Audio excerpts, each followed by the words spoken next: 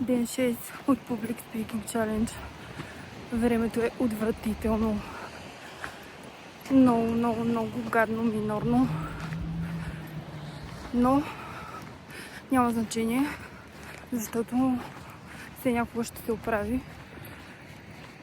Днес първо да кажа, че тези дни може да са леко минорно, тъй като ми се случват някакви неща в здравословен план,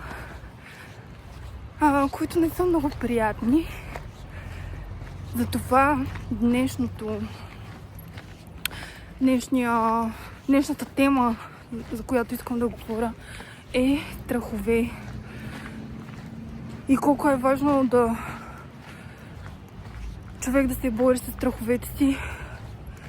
То не да се борим, по-скоро да ги посреща face to face, независимо какво се случва.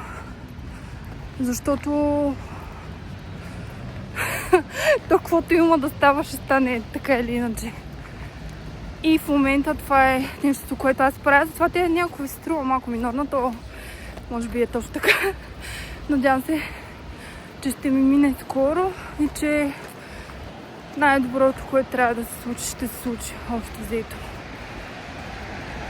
Така, това е за днес. Желавам ви един хубав ден да имате. Ще се видим утре. Чао, мяо!